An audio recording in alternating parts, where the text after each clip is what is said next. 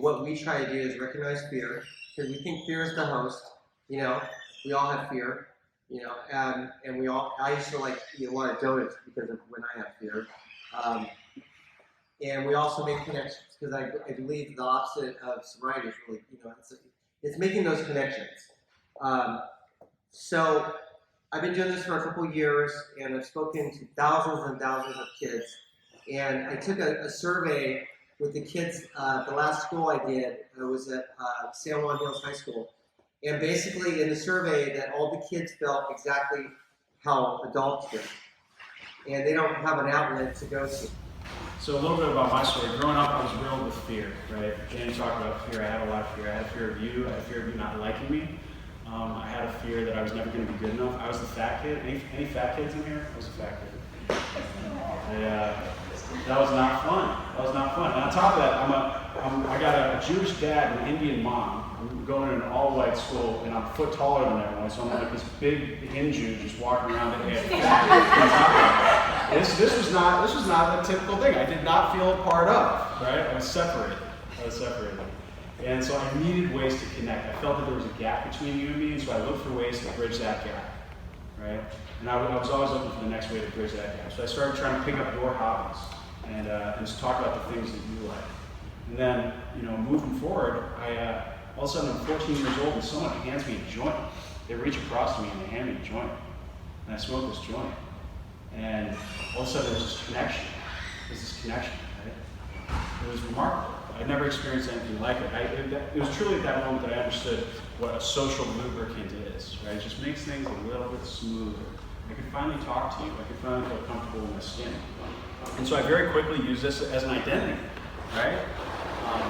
I immediately started selling pot, because that was a fantastic way to get you to want to be with me, right? All of a sudden, I had some power over you, and I took that identity and I ran with it. I sold drugs for a long time. I got arrested for a long time, and I had a lot of probation officers just like you. And I don't know. I got to this point. I'll just paint a quick picture. This was about 4 years ago.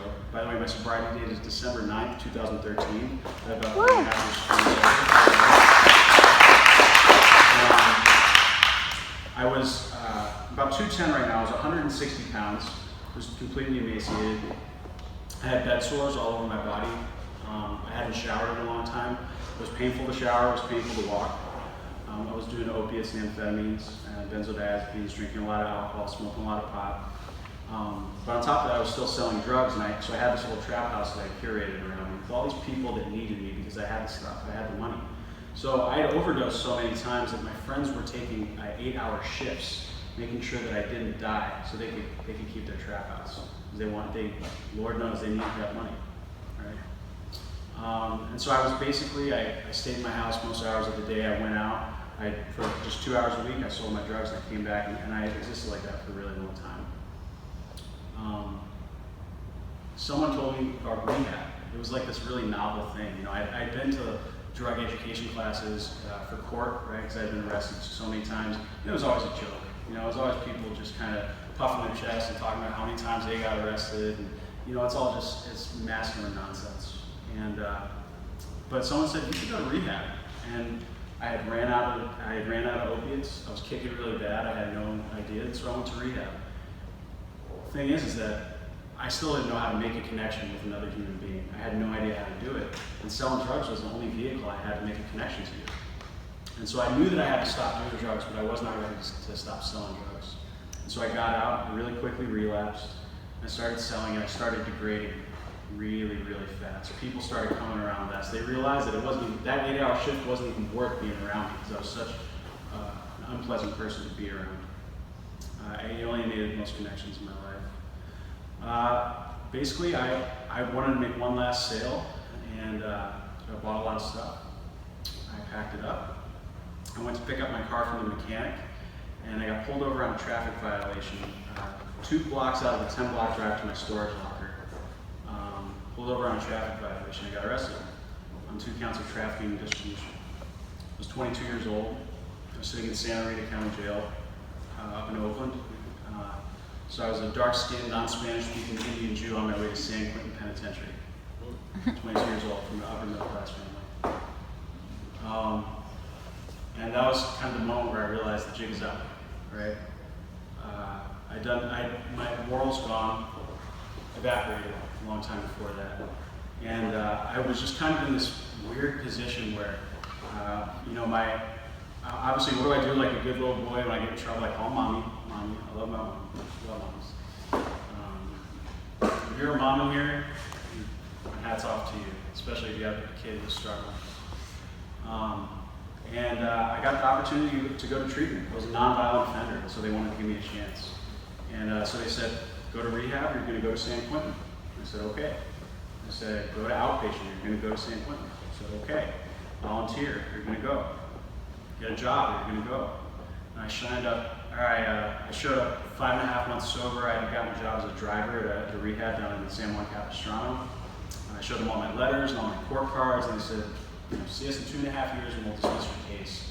And on August 4th, just in about a week, I'm applying for a reduction and a dismissal and applying for the governor's waiver. It's the first time I'm not going to be a convicted felon in 9 years. Recovery is a really remarkable thing.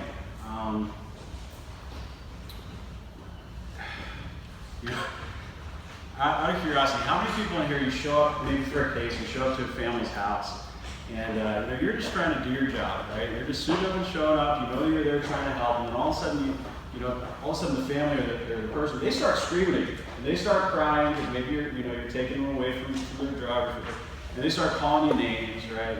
I do interventions now, so I see this a lot. It's amazing. It's my job to help drug addicts, but they become really irritated. I love counseling. I love intervention. I love helping people that are struggling with addiction, but I wish I didn't have to. I wish that when I was a young person that I had a program at StopB4UStart to really teach me. So when I started to display those signs, I had the tools. I had the know-how to go and try to seek some help. But I just didn't know. I didn't understand. So I would encourage you, use StopB4UStart. This is just another vehicle for early intervention, prevention, and education, and help these kids stop before they start. That's all I got. Thank you. With my father, I didn't really have a good relationship with him. It was kind of rocky. And one time when I went to his house, I was about 14, my stepmom would give me alcohol. She said it was okay to drink alcohol. So I had a glass of Jack Daniels and a cigarette, and I was sitting outside, and my stepbrother, around the age of 38, came outside and he molested me. He put his hand down my shirt and grabbed me, and I didn't know what to do. And I was around 14 years old. So I fake passed out. I just went like this, right? Because I didn't know what to do. And thank God he just went away. In the morning, I woke up to a screaming house, and my dad was on the phone with my mom, already waiting to send me home. He had poured out all the alcohol, and he was so scared that I was going to tell on him that he made it seem that I drank all that alcohol last night. And so they blamed it on me. And I got in trouble for being molested. And I was so mad, and I was so hurt that I couldn't do anything. And I couldn't say anything to my mom, or nothing, And I couldn't talk to anybody because I was in trouble. The kid was in trouble. So close to my heart, This kid, I had nowhere to go. And not only that, and then at the age of 15, they get married. And we go on a cruise ship, and I thought it was really fun to go get drunk. I didn't have any brothers or sisters. I was the only child.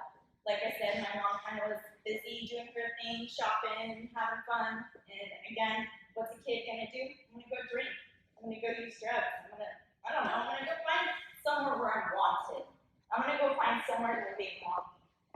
And so that night, I remember walking up to the top dive, and this guy named Anthony, he asked me, hey, do you want to get drunk with me? And he points to his friends, and I was in a little white skirt, a little black top, and I looked way too old for my age as a 15-year-old, And so I was like, yeah, well, sure, let's get drunk. That night, I just remember going in and out of consciousness, and I remember crying, and the worst thing they'll ever hear he said to me was, don't worry, in about a year, you'll be a virgin again. And I was raped that night, and I still didn't have anybody to talk to. My mom, I couldn't talk to her. Where was she? The school. the school didn't know about all this bad stuff that happened to me. I was a good student. I was a 4.0 student, but I was always rebelling in class. I was always talking back. I was had quick pictures. I was always getting in trouble. So you thought I was a trouble kid. You thought that was me. You thought that your kids hung out with me and that was a problem. Because I didn't have anybody to talk to. And that's the worst part about it. So from there, I go into junior year of high school, and I'm like, I want to do track team. I love those track girls. I see them running. So excited, right? I quit smoking and do it on my own. I joined the track team. My dad died that year. I had no idea how to deal with it. So I started doing methamphetamines. And because this is how I did it. I went, hey, give me some drugs, any drugs. I didn't even know what kind of drugs I was buying. And I gave the person my money, because I had all the money in the world at that point. And they gave me crystal meth. It was easy to get at the time, you know. So, and I didn't know what I did. I literally did a line before I knew what it was. I remember calling my friend going, hey, you know what I just did? I was like, what? I'm like, I just meth. And they're like, you know what that is, right? I'm like, no. What is that? Like, it feels amazing. I don't have to sleep. Oh my God. Like, so that was the first time that I did meth. And then that got me to graduation. Like I said, I was a trouble kid and good at school. So I was still getting good grades. Still couldn't keep me out of school. I didn't really have nothing to get a rap sheet on. Until I entered college, and about my 4th year of college, going in and out of using booze and like marijuana and regular pills, whatever, tripping with your friends, ecstasy, the club scene. I got really into bad smoking Roxycontin, and with the wrong group, and finally I went to jail for a night. And I remember getting that DUI, and it was for Ambien. I was so sleepy that I got a DUI for Ambien, and that wasn't enough to scare me. I had to keep going. I had to keep going and keep smoking more. I had to keep smoking until I went down that rabbit hole, until I put that needle on my arm. And I did. I did it for 6 months. I did heroin, meth, and in my apartment for 6 months, and it was the most darkest time of my life. And I can't believe a girl like me, who's like beautiful and can do so many things and have the world at her feet, would do that to herself. And that's all that shame and guilt I still feel inside. I hate it because I don't think that we should have to feel that way. I don't think that kids should have to hide being an alcoholic. And if you don't think an alcoholic is real, by the time I was 5 years old, I wanted to smoke a cigarette. And I just did. I just wanted to drink alcohol because I just did. And I didn't know how to cope. That was just me. And so I finally got arrested, and I got 4 warrants. And 2 years of going in and out with probation officers like yourself. I did not have a good time doing it. I ended up just doing my time because I couldn't not stop smoking marijuana. I could not stop drinking, and every time I showed up to probation, you guys would put me back in jail. So I never had a good time with that. And so finally got over that, but it felt like the system had chewed me up and spit me back out, back in the world. Here's a girl with 4 felonies, extra problem, drinking problem. I'm a really bad drug addict. I'm gonna be a good alcoholic. Yes, let's do alcohol. So I started drinking, and I drink about a 5th a day. I'm no joke. You wouldn't even know I was drinking. I was such a high functioning alcoholic. You wouldn't even know I would be drunk. And that went on for about a year, and I got a job at a strip club because I didn't think I was good enough. Because I didn't think I was pretty. Because I didn't think that I was enough. Because I never had anybody there to tell me. I wasn't educated when in school. I remember my high school graduation, my principal, she told me I was going to amount to nothing. My high school principal. And I have that on my resume list, and I have to let that go. But it's things like that really trigger my heart. So after 2 years of whiskey, strip club, living life day to day, I was like, I can't do this anymore. And I went to a meeting, and I haven't stopped going to a meeting since then. And that was June 9th, 2016. So.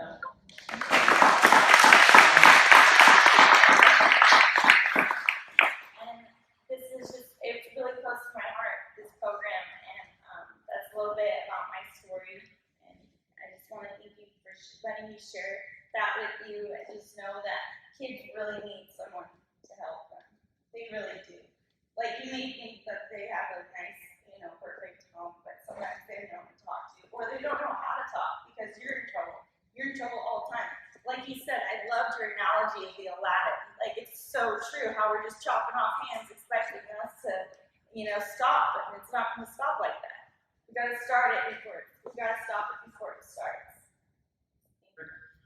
Robbins, I was just listening to it, and he said this part, like, he said that it's not your fault what happened to you growing up. It's how you take that experience and how you grow from it, correct? I didn't know that. I didn't know that all that hardship and what I could grow from it. I didn't know I was supposed to. I like to do drugs and alcohol. That stunts my growth. And that's why when I got sober at age 33, and if you really think about it, my maturity was probably like 10, you know, because I didn't really quite grow up because I hid behind drugs and alcohol. And that's what the kids do. So it's good to encourage these kids to go through this, to grow through their experiences. You know, I mean, I wish I would have known what I know now, which I didn't know then, because no one said that to me. All I was told was have $1 in your pocket. Okay, that's it. So if we were interested in having you do like a small group or something, we would email or phone or what do you? Yeah, I have a flyer. What we'll do is you call, we'll set up a time, and then I bring out a group of kids. If they'll love to show up, they're all into it, and then I have other kids too, younger kids. So we just try to make connections. And one of the things why I started this thing, because if some kid was like me growing up and I felt like awkward, is that I wanted to make a connection with that kid. I want to let him know that he's not alone. I think my whole life, I think a lot of us, we turn to drugs and alcohol is because that we felt alone. Isn't that sad? We felt alone growing up somewhere. Now our parents might have been like really good parents. But then again, we feel alone. So we just feel that disconnection somewhere, and drugs and alcohol are so easy to do. Why would I not want to do drugs and alcohol if that was my solution and my antidote to make me feel better? So how can we encourage these kids to grow from their hardships and their experiences, to give them strength and to maybe inspire them to do better things in their own personal lives, to educate themselves, to fulfill their dreams? You know, I was supposed to be a professional surfer, and I was about right there, and I didn't follow through with it. I was that close. Any other questions? Yes, sir. Is it a struggle for you? Because it's not even a year for you, right? Yeah, it's a year and something days. So Is it still a struggle every day? every day I get up and I meditate. Absolutely. I mean, the struggle, it's not necessarily like a struggle like I'm freaking out, like I needed something. It's more of a daily reprieve of me and my higher power. It's my spirituality. It's just turning my day over to my God. And that's what I've replaced drugs and alcohol with, is my spiritual side. So. Yeah, but you're really involved in fitness. And I'm really involved in fitness. Turn that around to eating right. Eating right, and that goes all fitness. together, in fitness and nutrition, and yeah. What about with your family? Is it closer to your family? Yes, now I'm have a relationship with my mom now, and my father, unfortunately, I didn't get to have a relationship with him, but I'm closer to my family because of it now. So, yeah, thank you. Yes. Perfect example. A lot of our kids do these things because there's no one else to tell them the difference, and they're bored, they're alone, there's no connection, and they have pain or issues that they don't know how to deal with, and that kind of subsides that temporarily, but then they realize, now I need that to continue this feeling, when they can really get some tools, learn some tools and skills to help them prevent that. And I just want to say, I just want to commend you guys and thank you for sharing your stories with us, because that is not an easy thing to do. And you've touched us with your stories. And so we appreciate you coming out and sharing your stories with us. Wow.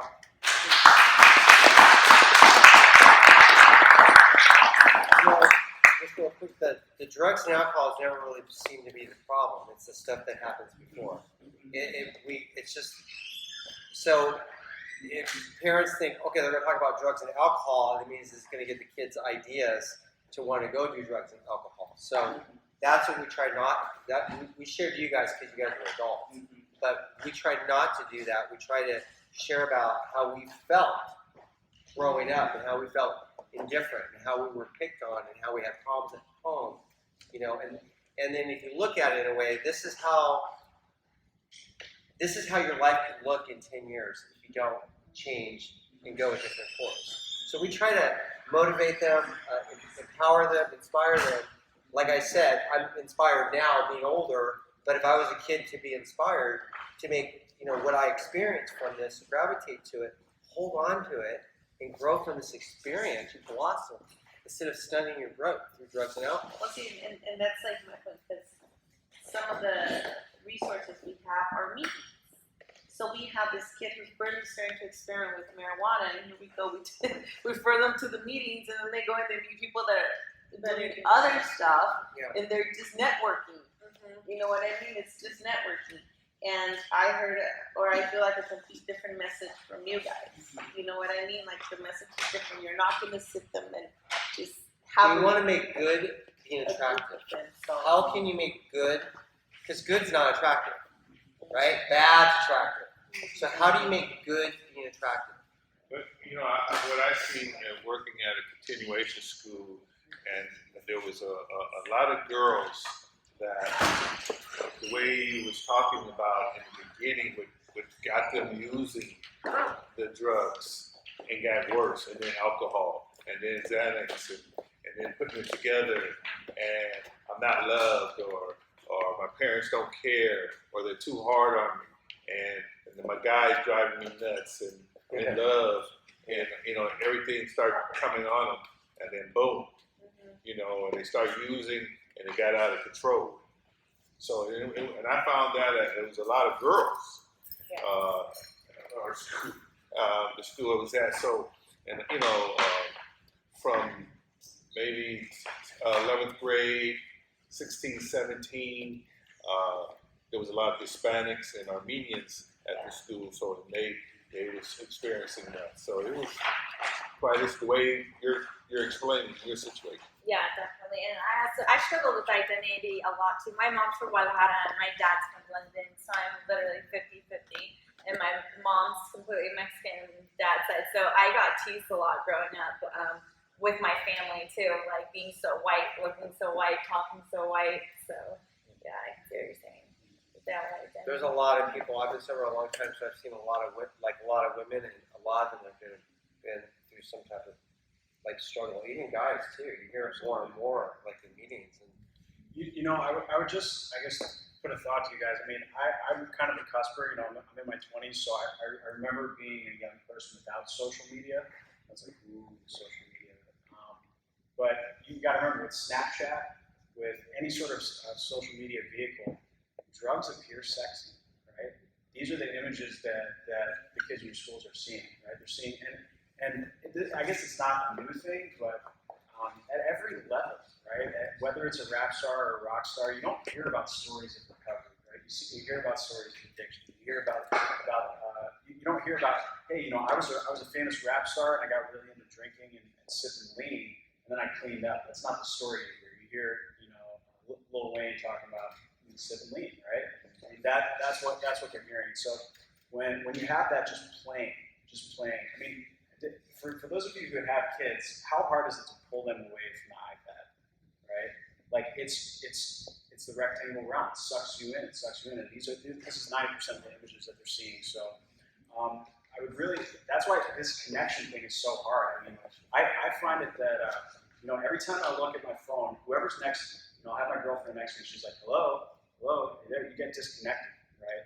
And I think that probably has a lot to do with what we're seeing currently with the youth. But if you have an authentic connection with another human being, where you say to a kid who maybe didn't have a parent who listened, like, hey, I hear you, I understand you, how can I help you? Just that question, just that seed, right? You plant that seed, and then you start to water it a little bit, right? You give them a little more nourishment and light.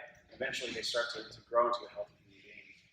I know we talked about maybe you guys coming out and doing like a talk, but what's the follow-up, I guess, because some kids will be like connecting with you guys, for example, on the story, and are you guys offering them like suggestions on what they can do to continue to focus on that right path, or like, I guess what's left at the end of it, besides the fact you have that moment, you connect, and then you're gone, but is there anything you guys are suggesting to them? well, like sometimes homework? it's a libel thing, you know, like where not their parents when they're younger, and they can always reach out to us, and it's always by our parents, get permission. But also too, like I said, in schools and stuff, the best way sometimes is to encourage the kids to really speak up, because eventually when we started to speak up about what was going on with us, it took us years. It took years. It took us a long time to talk about it. I never even told my parents that the neighbor kid was trying to molest me, and we moved away, thank God. But I never told my parents that. You're kidding me? It'd be shameful, right? I never said that. I couldn't tell how I felt. You're kidding me? I get hit. I think it's less about the don'ts and more about the do's, right? The common verbiage around this is don't do drugs. We're not saying not just don't do drugs, but do stay in school. Do go to attend that sport, right? Do join that club. And I mean, if you look at other countries and how they kind of treat addiction, right? Like Portugal, I'm sure you guys have heard this before. Portugal decriminalized drugs about 10 years ago. And they started taking all the money that they were putting into arrests and funneling it into job creation programs. And their whole goal was that every Portuguese drug addict would wake up with a job to go to. And so they would pay half their wages. We do that in bits and pieces, with family-friendly programs and stuff like that. But and all of a sudden you find opioid addiction down, right? Marijuana abuse down. And you know that it works because no one wants to go back. No one wants to go back to criminalizing this thing. And really, we're here to kind of spark the message and plant these seeds. But as their case officers in here, I mean, there have to be some resources that you all provide as well. Like, hey, here's a place that you can go. Right this is a place that, where you can spend your time. So from 3 to 6, after school gets out, but your parents aren't home, you're not roaming the streets trying to figure out something to do and just trying to smell that herb burning in the air and go to them, right? That's the place for them to go that's safe and where they feel understood. Yeah. You said you were undergraduate relations. Yeah, I was. What age? I was at 21, 22. What did the illness helping you become a better? So actually, my PO officer hated me. I seriously feel like they hated me and absolutely offered me no help. I actually got arrested one time for bringing in my keys. So because I worked at a strip club, first of all, he was mad at me for that, right? He's like, you're not allowed to work there. You can't work there. But at that time, I thought I couldn't work anywhere else. And I brought my keys in and it had pepper spray on it. But that's because I walked to my car, the pink pepper spray, and I put it down on the desk. And he's all like, you just try to, what was the word? Firearm an officer, assault on an officer, and they put me in for 90 days for it. My probation officer did for having pepper spray while I'm at a strip club, coming in drunk every single time, and he knows that, and he drug testing me, and there's no help, absolutely no help. I just feel like I just owe the county money. That's all that they want, and that they just don't want to help anybody. They just want money. So with that, that's my experience with probation officers. Unfortunately. That wasn't LA County, right? No, that was not Orange County. That was Orange County. Actually.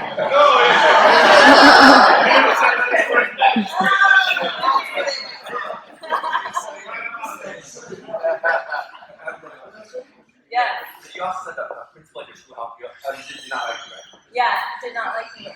So, the school never helped you with any of this? No, so actually I remember one time going to my guidance counselor and being like, I don't know what's wrong with me and I need help and I feel like something's wrong. Because I didn't know what was wrong. I didn't know that all the secrets that I hid inside was the problem. I didn't know, I just felt out of control all the time. So I went in one time and they just suggested to my mom to pick me up that day and that was it. I mean, another time I went to my guidance counselor, told her I was pregnant and I needed to get an abortion. They just talked to me about it and that was it. Didn't even call my parents or anything and I had to do it by myself. Thank God the guy's dad was on board and was like, and paid for it. I was only 15 at the time. But yeah, so I mean, schools aren't that's why it's so close to my heart when I talk about in high school too, when I tried so hard, because I wanted to be a good girl. I wanted to be a good student. I swear to God I did. I just couldn't cope without my drugs and alcohol, and I couldn't do it. And that's all I knew how to do. even on track team, I remember smoking pot after track practice because that was the only way I knew I'd calm down. I just didn't know, and that's the problem.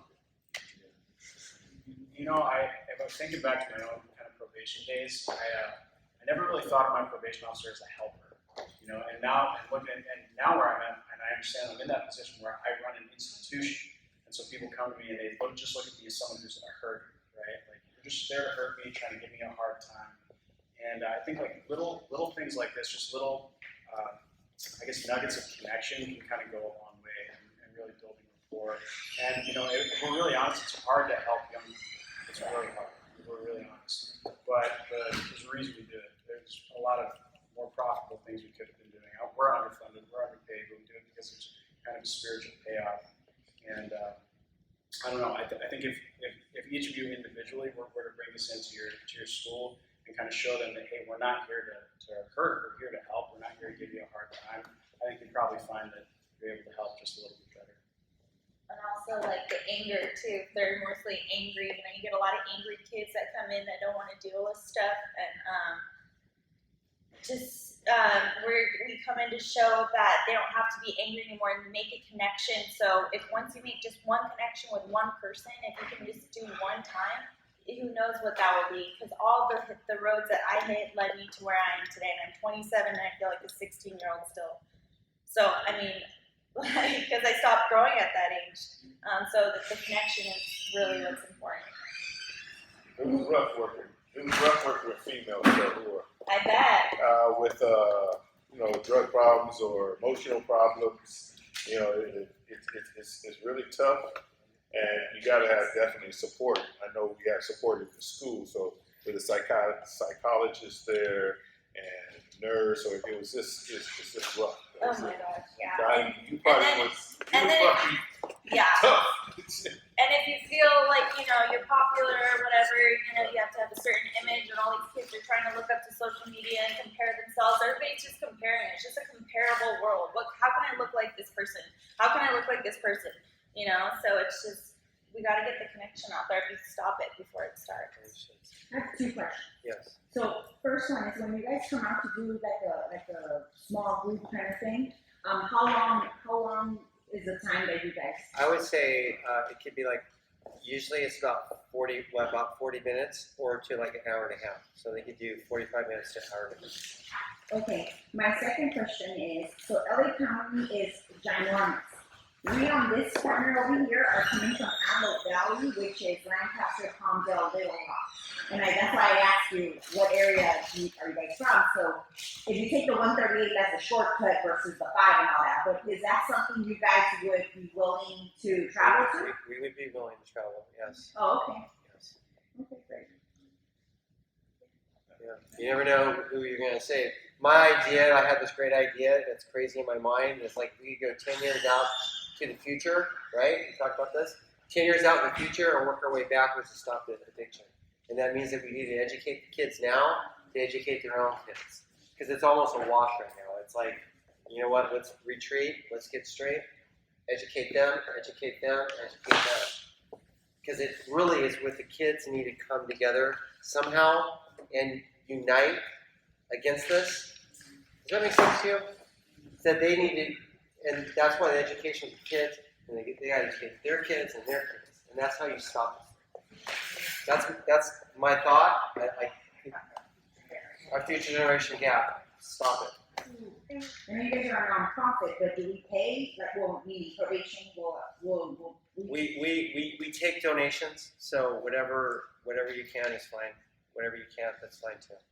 But is that something that we would just contact them directly, ask them to come, and then do we? Yeah, it's just like you would deal with any of your JJCP agencies. I would just say, just make sure your parents are aware of what's going on so that they have some input in it. Can parents also be a part of that? If they Yeah, I think I have a parents video on that. It's a parents video, and it's great. Okay. It's actually the parents talk, and then the kids actually talk to the parents. And they also have a website you can refer Yeah, the you know the parents website. to view Yeah. it so that they can be more comfortable with what So they'll know exactly what the kids will be exposed to. Get the permission slip and waiver. And then you can set it up as you. Yeah, I have a smaller video too. That's the film, the whole thing, but we've broken up different parts. We have a middle school piece too with Sugar Ray Leonard's daughters in it. She opens it up. So we made all different types of film, and we're creating a motivation video right now because I think I want to bring more motivation and empowering the kids instead of like the negativity, right? Because that's what you're saying. Things that they don't want to hear sometimes because you don't want to hear that because it gets planted in their head. So we want to stay away from that. We want to encourage them and inspire them, And you look at these two kids. I mean, look at them. Don't you want to like gravitate to them? Yes. Yes. Seriously. So that's it's power. She can just stand here and people gravitate. So that's what we're doing. So. Thank you so much for You're coming. welcome. Thank